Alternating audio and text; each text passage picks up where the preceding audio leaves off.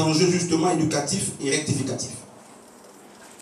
Ces pères qui ont rassemblé étaient en train non seulement de rééduquer, mais surtout d'amener le peuple justement à se rectifier de certains comportements, de certaines actions déviantes, de sorte que, je dirais mieux, lorsque les héros, lorsque les leaders, lorsque les bergers, qui sentent, n'est-ce pas, leur prochain départ s'approcher, et qui prennent, n'est-ce pas, d'une manière délibérée, le soin de rassembler, lorsqu'ils le font, c'est avec le souci, n'est-ce pas, de rééduquer, de réaffirmer la volonté, n'est-ce pas, de poursuivre l'œuvre. Peut-être pas, et peut-être plus par eux, mais par ceux qui sont autour. Et beaucoup parmi nous, n'est-ce pas, ont perdu aussi ce sens, n'est-ce pas, ou cet enjeu. Je suis en train d'aller très vite pour qu'on entre dans le socle de l'enseignement. Il y a donc un autre enjeu qui est un enjeu duratif. C'est que les héros qui rassemblent ne le font pas seulement pour éduquer ou pour rectifier, mais ils le font pour nous amener à soigner chacun de nos pas sur, n'est-ce pas, le plan quotidien. Il y a des enjeux qui bâtissent l'avenir et qu'on observe que vers la fin. Il y a d'autres justement qui sont des perspectives, mais il y a d'autres enjeux ou d'autres rappels, d'autres instructions qui nous collent toute notre vie. On ne se rappelle pas de ces instructions, mais on vit avec ces instructions parce que notre avenir ne peut malheureusement pas s'improviser. L'avenir se bâtit dans le quotidien.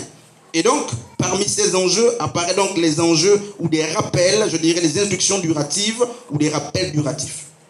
Donc, les questions d'avoir constamment en mémoire une réalité d'hier, mais qui influence nos pas, n'est-ce pas, quotidiens, en vue de prévenir ou de préparer un avenir certain. Et nous l'avons vu d'ailleurs avec Exode chapitre 13, le verset 3. Amen. Et je disais justement que l'avenir ne s'improvise pas. Demain ne s'improvise pas. Demain se bâtit. Il se bâtit aujourd'hui. C'est pour dire que chaque action, chaque mouvement, chaque fait d'aujourd'hui, n'est-ce pas, nous renseigne sur comment nous serons demain et sur ce qu'adviendra notre demain.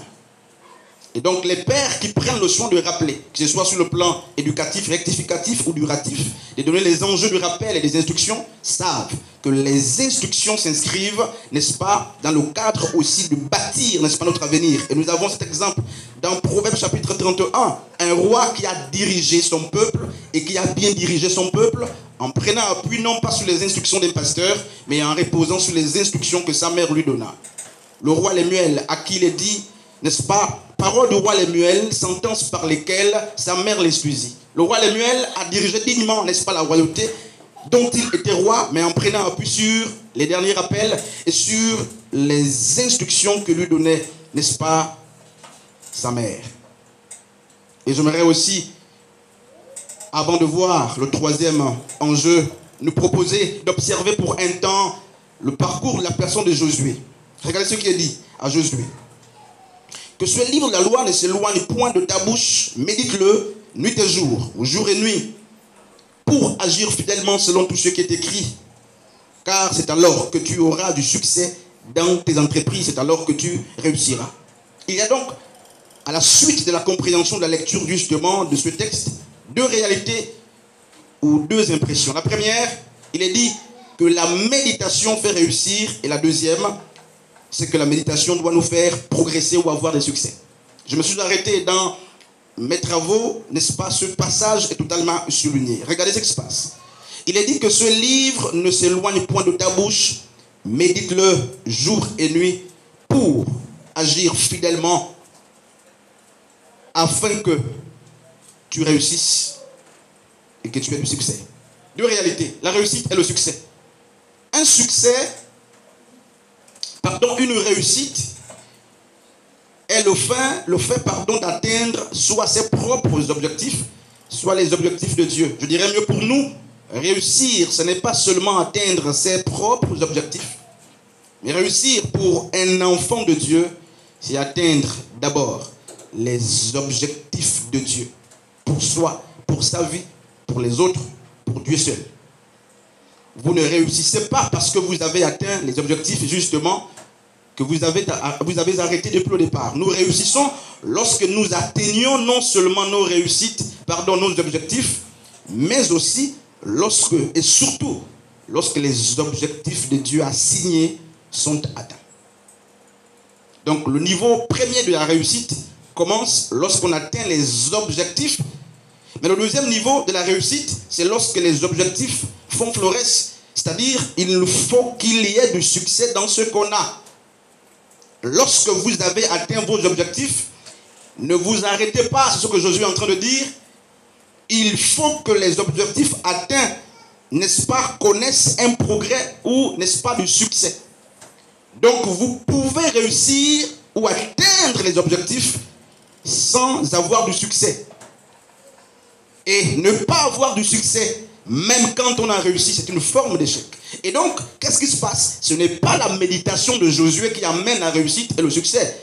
Il est dit que c'est l'observation, n'est-ce pas, des lois ou des prescriptions, des instructions édictées par la méditation justement de la personne de Josué qui amène la réussite et le succès. On ne réussit pas parce qu'on prie, on ne réussira pas parce qu'on médite, mais on réussira si on met en applicabilité ou en application les instructions diligentées par, n'est-ce pas, l'œuvre de notre méditation. Ça, c'est un rappel très important.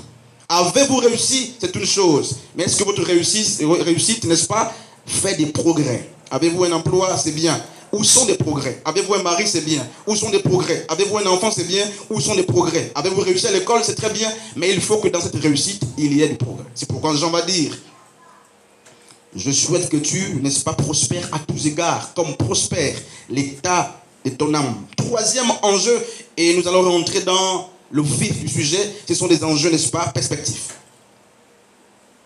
Et je l'ai déjà anticipé en prenant justement Proverbe chapitre 31, le verset 1er. Cet extrait justement du texte qui traduit subtilement que le roi Lemuel avait besoin pour asseoir son royaume, n'est-ce pas, il avait besoin de mettre en pratique les instructions qu'il a reçues de sa mère. Paul l'apôtre, dans son épître, n'est-ce pas, pastoral, de Timothée chapitre 2, le verset 2, il va aussi justement être confronté à une réelle difficulté. Regarde ce qu'il dit justement, il dira à Timothée: ce que tu as entendu de moi, confie-le aux hommes. Non. Il dit confie-le aux hommes capables. Alors, lorsque vous examinez, vous faites l'exégèse de 2 Timothée chapitre 2, le verset 2, vous vous rendez compte qu'il y a 3 difficultés.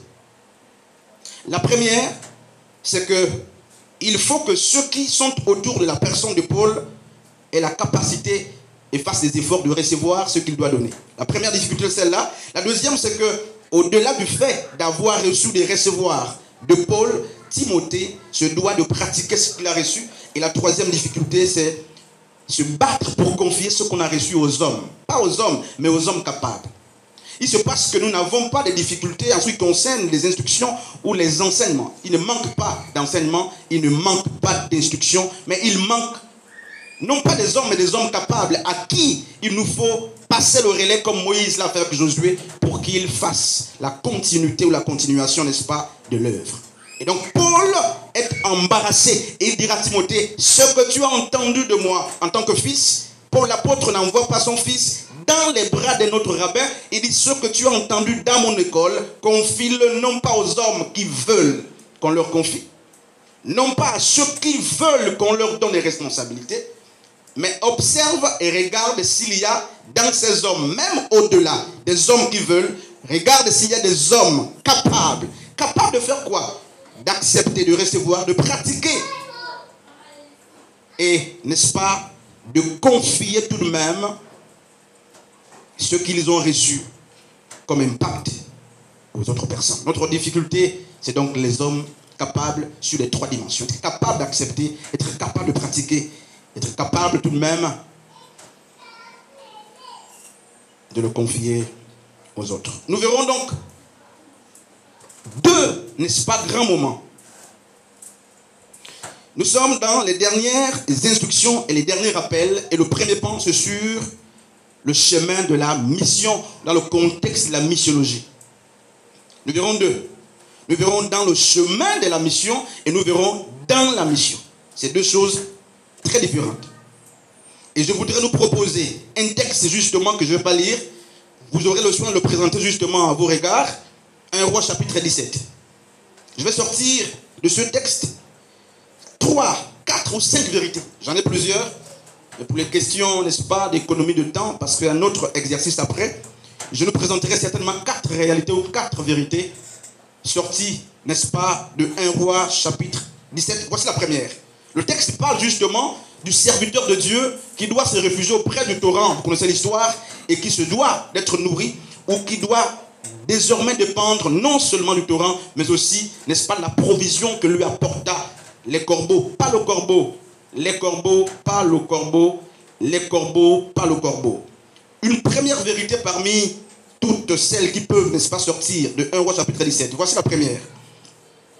C'est que l'improductivité d'une terre qui était fertile hier ne traduit pas toujours qu'elle n'est plus ou n'est pas dans le plan et la volonté de Dieu.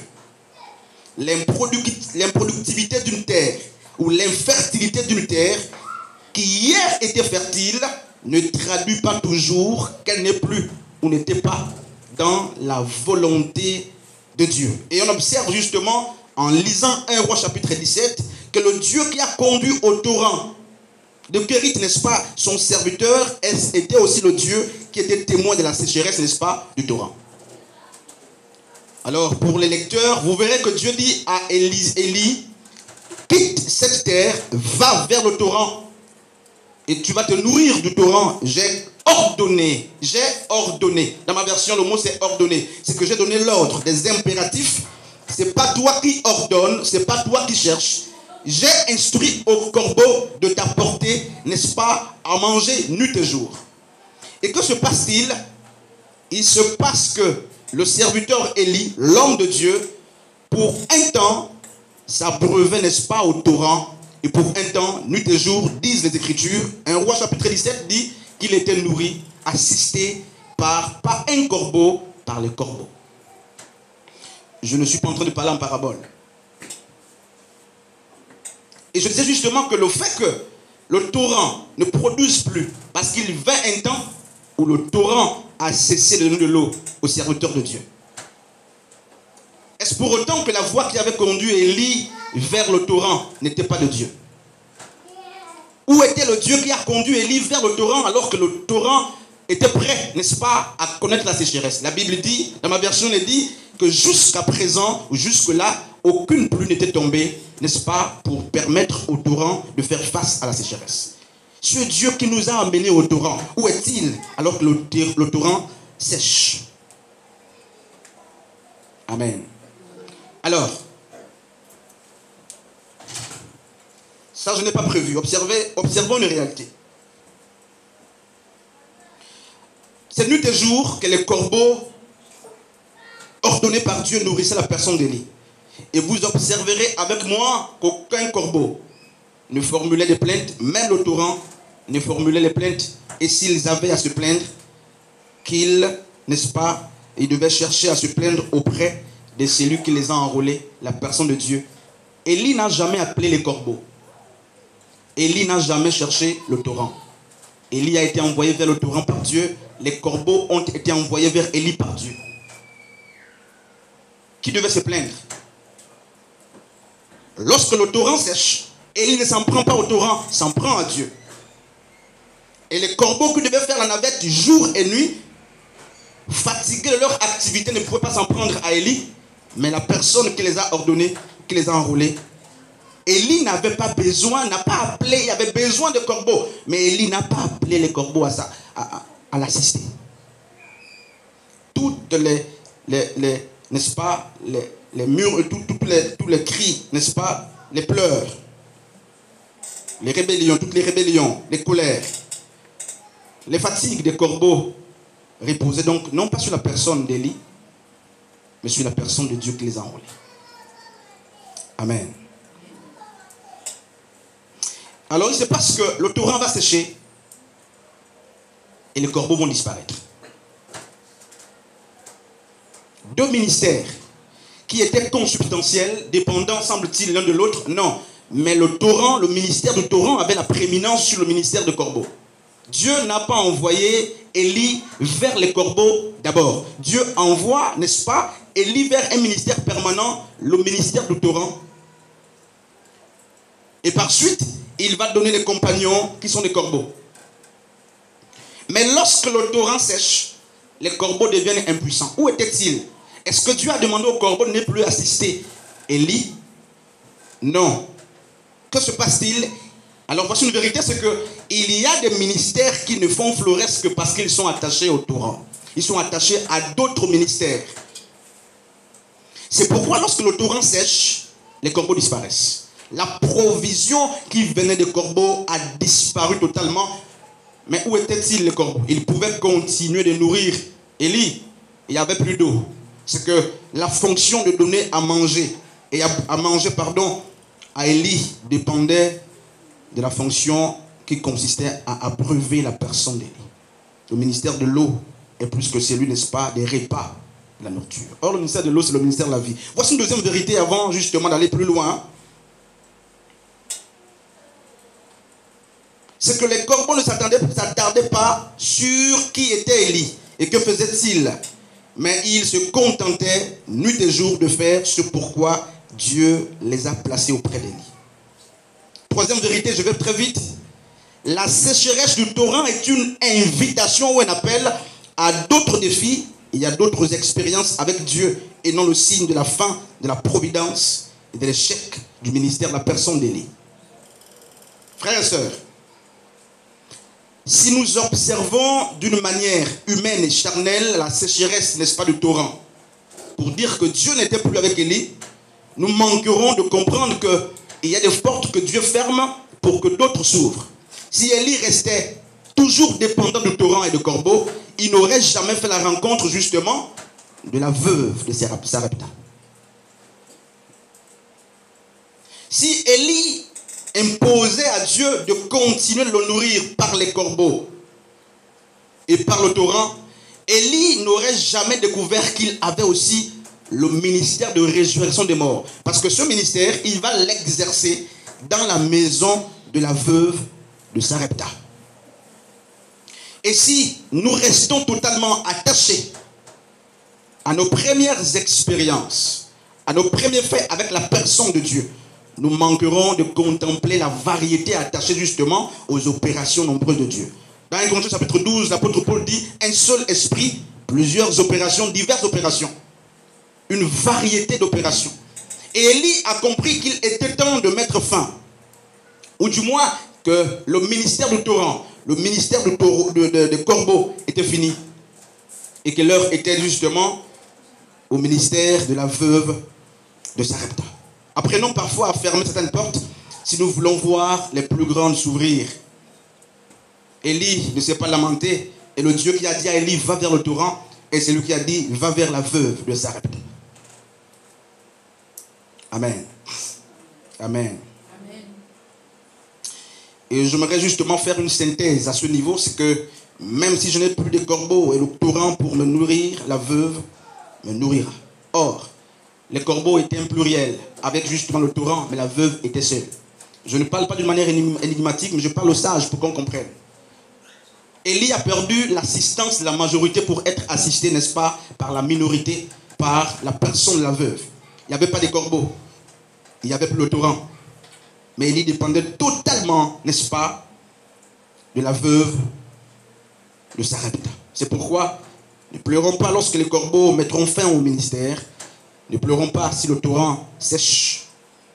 Parce que le Dieu qui a donné les corbeaux hier et le torrent, c'est le même qui donne la veuve de Sarepta. Et donc, une diminution d'assistants ne doit pas, n'est-ce pas, nous amener à nous lamenter. Parce que le service n'est pas toujours de qualité, parce que nous sommes, n'est-ce pas, entourés par une grande armée. Et la Bible dit que ce n'est pas une grande armée qui fait la loi, vient de son armée, n'est-ce pas, aussi grande, Dieu ne sera pas glorifié. Ce n'est donc pas l'effectif qui fait la force, mais la qualité de ceux qui nous assistent. Voici un deuxième pan, donc, dans le ministère. Et là, pour en parler, je prendrai justement deux exemples, Hushai et Achitophel, et je vais chuter par un exercice pratique. Nous avons vu justement les rappels et les instructions en ce qui concerne la missiologie, donc sur le chemin du ministère. Et maintenant, nous verrons justement la place des rappels et des instructions dans le ministère. Et pour en parler, permettez-le-moi que je prenne justement deux figures emblématiques de la Bible, Achitophel et Hushai. 2 points, quel contraste. Alors pour les lecteurs de la Bible, je ne nous apprends rien. Si l'un des deux, donc d'Achitophel et d'Hushai, est un ami ou un compagnon, le premier de premier rang, l'autre est un ami de second rang. Achitophel, pour la petite histoire, est le conseiller, n'est-ce pas, je dirais, sans pareil de la personne de David. Et c'est lui qui a, par ses conseils, fait asseoir le royaume de David. Achitophel. Et Achitophel, la Bible dit de lui que ses paroles étaient comme les paroles de Dieu. Ses conseils étaient comme si Dieu avait parlé. Achitophel. Et vous verrez ça justement dans 2 Samuel chapitre 16, depuis le verset 23. Il est dit clairement qu'il semblait avoir la bouche de Dieu. Ce qui sortait de la personne d'Achitophel, on n'avait plus besoin de notre conseiller autour de nous. Achitophel était une bouche autorisée. Et que se passe-t-il? Lorsque Absalom, dans sa rébellion, va décider de renverser le père David, Achitophel a été corrompu et s'est retrouvé désormais du côté justement d'Absalom, le fils rebelle, qui s'était promis d'abord de coucher avec les femmes de son père. Et coucher avec les femmes de son père, permettait l'expression à cette époque, c'était de montrer justement qu'on était prêt pour l'autorité et à renverser, n'est-ce pas, le trône du père. Il va commencer par là et il va séduire une grande partie justement du peuple qui va se joindre à lui. Et voici que le conseiller justement imminent de la personne de David va quitter le bord, n'est-ce pas, de David pour le bord d'Absalom. Et même David, en fuyant Achitophel, voici justement une prière de David, une prière qui prouve que Achitophel était une personne redoutable. David ne prie pas contre Satan lorsqu'il fuit. Par contre, l'armée, quand il fuit, mais il prie pour rendre folle, n'est-ce pas, les conseils, pour rendre folle les orientations, les instructions de la personne d'Achitophel. David va prier, il va dire à Dieu que les conseils, n'est-ce pas, d'Achitophel deviennent une folie.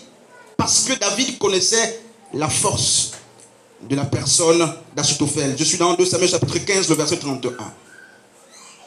Et à côté d'Achitophel, je vous ai présenté justement un compagnon de second rang, c'est la personne d'Hushai. Hushai était une personne travaillant aussi avec David, mais qui n'avait peut-être pas justement une influence aussi forte comme celle d'Achitophel. Moins considéré, il n'est pas souvent assez compris, mais Hushai est celui qui a aidé David à renverser la rébellion d'Absalom. Achitophel est celui qui a manigancé en quittant le bord de David pour que David tombe. Les rôles des compagnons donc peuvent changer, varier, vaciller en chemin. Que celui donc qu'on accompagne se rappelle qu'il n'a, n'est-ce pas, de meilleur compagnon que lui-même. Rappelez-vous justement cette parole justement de Josué qui dit « Fortifie toi-même et prends courage ». Fortifie-toi et prends courage. L'épisode d'Hushai, l'épisode justement d'Achitophel doivent nous enseigner que le compagnon n'a de meilleurs amis que lui-même et Dieu. Et j'ai introduit justement par 3 affirmations.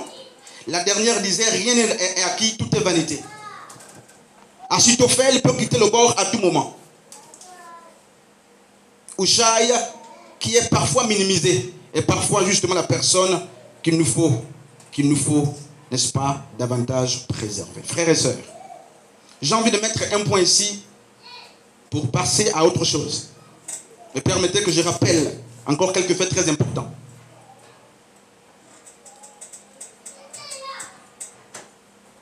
Les compagnons, n'est-ce pas, de service peuvent changer,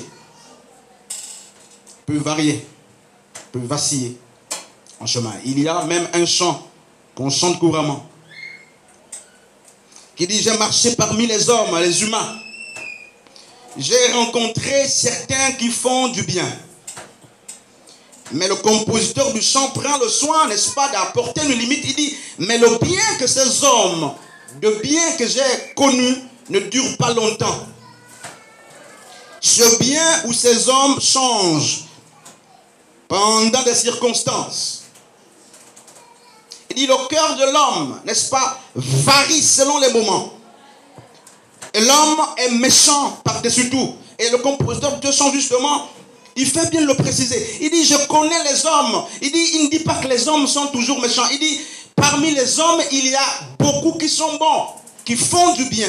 Mais, connecteur logique justement, de nuances, il dit, même lorsqu'ils font du bien, dites-vous que leur bien est périodique et peut varier en fonction des intérêts, n'est-ce pas, des choses qui se présentent à eux. C'est pourquoi Achitophel n'est pas le bon berger. Dans Jean chapitre 10, Jésus dit, je suis le bon berger. Et le bon berger donne sa vie pour ses brebis. Hier, j'étais avec justement le pianiste, le frère Henrik ici et la sœur Diel en train de réparer et de mettre un peu de l'ordre. Et nous avions travaillé justement sur le proverbe 23 et nous avons compris. David a dit, l'Éternel est mon berger, je ne manquerai de rien. L'Éternel est mon berger. Nous avons très souvent transformé les hommes, aussi bons peuvent-ils être, n'est-ce pas, nos bergers. Non, frère, Achitophel n'est pas le bon berger. Je ne suis pas le bon berger, quoique je sois berger. Le bon berger, c'est l'Éternel des armées. Lui, il ne vacille pas, il ne varie pas. C'est pourquoi Hébreu dit, il n'y a en lui aucune once, n'est-ce pas, de variation. Il ne varie pas, peu importe ce que vous êtes, peu importe les circonstances par lesquelles vous passez. Ce qu'il a dit, c'est ce qu'il a dit. Dieu ne change pas parce que les hommes changent. Même si en chemin les hommes changent, lui, il reste le même. Homme de Dieu et femme de Dieu. Achitophel n'est pas le bon berger. L'ancien n'est pas le bon berger. Ton ami n'est pas le bon berger. Ton mari n'est pas le bon berger. Il peut être berger. Mais tous les bergers qui ont des marques justement et des faiblesses des humains peuvent seulement être des bergers, mais on ne peut pas leur donner le qualificatif de bon. Le bon berger, c'est la personne de l'Éternel des armées. Le torrent n'est pas le bon berger. Il peut sécher. Les corbeaux ne sont pas les bons bergers. Leur ministère, n'est-ce pas, de provision, de providence, peut s'arrêter. Le bon berger, c'est la personne de Dieu.